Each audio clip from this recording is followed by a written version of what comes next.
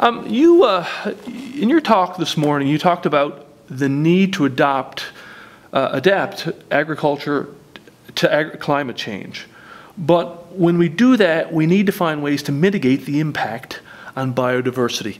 Can you explain a little bit more about that? Yes, I think what's terribly important nowadays is that people are thinking about how to adapt to climate change, and there are a whole range of measures which can be taken. But very often these may have a negative impact on biodiversity. For example, if you're looking at draining fields to try and improve their sort of productivity, then that may well lose out for some of the sort of wetland bird species. But also I think we need to remember that in order to look at adaptation, we also need to think about mitigation of the impacts of climate change as well. Mm-hmm. Now, you talked about, I guess, a win-win-win situation, the triple win, and that being, something that helps adapt and mitigate, and as well is a win for biodiversity. And you mentioned a number of things. One of them was reduced tillage, which is something for farmers in North America have done a lot of over the years. Talk about that as one of the options and other things. Yes, well, certainly reduced tillage is a very good example of what I've just been saying, in that it enables farmers to increase soil carbon in particular, and therefore prevent emissions of greenhouse gases and increase storage. But also it's a very important means of adapting to climate change, because it can help to reduce soil erosion and hence sort of runoff of fertilisers which could affect aquatic systems. But it's also been shown that these cover crops can be very important in providing food for birds and for invertebrates. Though one has to mention it's not entirely good news, because you may get increase in things like slug pests. At least you might in the UK. I don't know what your equivalent would be here. We also talked about, measures that had no impact, things like breeding of cultivars to improve drought resistance. So there's a lot of science that can assist here as well. Yes, I mean, certainly I think there are a number of ways of approaching sort of adaptation to climate change. Some of them involve changing farm practices, like we've been talking about, reduced tillage, but also there's a role for using sort of genetic diversity and moving through sort of crop breeding. But as you do something like crop breeding, for example, getting species which are, as you say, drought resistant, those sorts of things really have no impact, or at least no direct impact on biodiversity. And so that would be something which would also be a good way of adapting to climate change. Right. Obviously, one thing that we talk about adapting climate change, biodiversity. When it comes to biodiversity, agriculture obviously has a significant impact, but it's not the only impact. Can you talk about where agriculture sits on the scale in comparison to other impacts? Agriculture, I think, is incredibly important for adapting to climate change, or for even mitigating climate change, because in Europe at least it forms sort of 50% of the land cover, and in England, where I come from, then agricultural systems form about 70% of land cover. So in that sense they're vitally important as part of the overall package. But it's also important to remember there are a number of other sectors out there which are also seeking to adapt to climate change and hopefully undertake their share of mitigation, but will in their turn impact on agriculture. So, for example, we're very concerned about drought or about flooding, and very often perhaps some of the measures taken there, such as perhaps recreating wetlands for flood storage, will have an impact on agriculture through reducing the usage of that land for agriculture. Mm-hmm. So it's very important, I think, to take a much more integrated approach to the whole issue. Obviously, you've been working on this issue for some time now. Agriculture and biodiversity has not always had the greatest of marriage, shall we say, and it competes in some way. Is that changing? Do you see a more cooperative working there? Do you see the potential for agriculture to really take the leadership? Well, undoubtedly, because there's an awful lot that agriculture could do to enhance biodiversity. But it's not just for the sake of biodiversity, because I think the number of gains that could be had, by agriculture.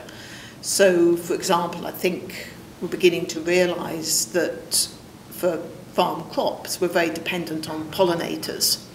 And actually, if you start losing many of these semi-natural habitats, which are important for the pollinators, farming could be in a real difficulty. So in that sense, I see that farming could gain from helping to maintain suitable habitats for the pollinators. It's in their self-interest, and there are plenty of other examples which show actually you can bring the two together.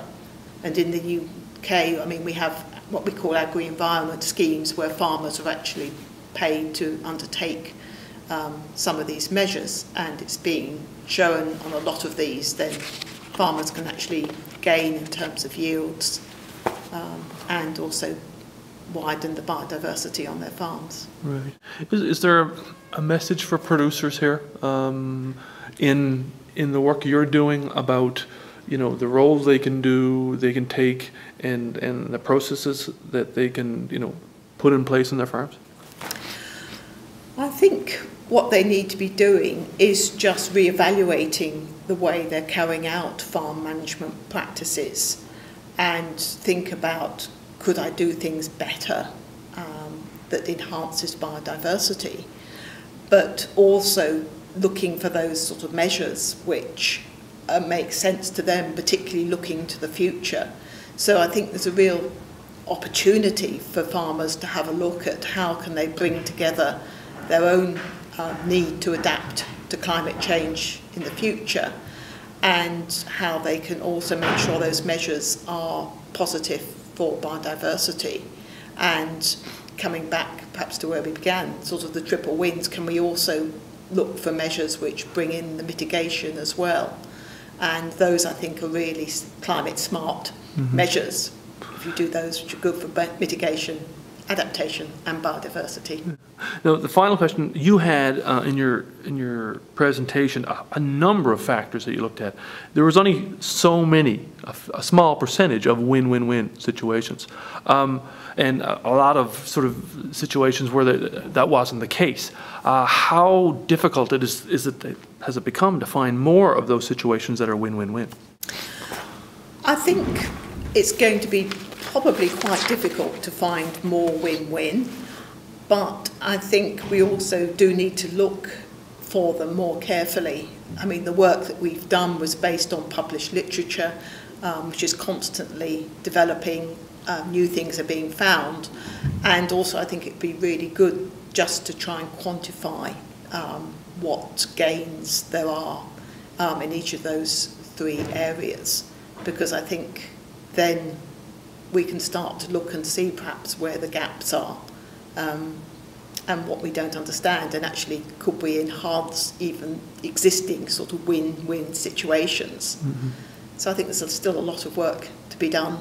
And those, just elaborate a little bit more on those challenges that this process faces going forward. I think there are a number of challenges. Firstly, just identifying what are these sort of triple win situations. Secondly, working out under what sort of locations, what conditions they really can be achieved, because they don't work as well everywhere. Because you have things like scale and so many things that have to be applied here, right? Well, that's right. A lot of them are quite sort of small scale. It might be felt that they're not really worth doing. But if a lot of people are doing them, then it can add up to sort of something bigger. But also, I think we can have a look, as I said a moment ago, about how we can actually enhance a lot of these measures. So I think that would just take more research. Can we make conservation tillage, reduced tillage, even more effective in terms of the way in which it can control runoff and improve biodiversity. But also I think we have to think about the economics of it as well, because one has to appreciate farmers do need to make a profit. And so again, one needs to perhaps not just look for these sort of broad environmental gains, but also to make sure that the economics match up. And that may be by using different mechanisms. Again, in the UK, we're looking at payments for ecosystem services, so paying farmers additional money for perhaps conserving biodiversity and providing soil carbon storage and helping to regulate water flows. And that's just one way of trying to make sure that we perhaps achieve these triple win situations. I'm not saying we'll go down that route, but that's one option. So I think there are a number of challenges there that still need to be addressed. Great. Well, Dr. Berry, thank you for your time today, and have a safe trip home. Thank you very much. Take care. Thank you.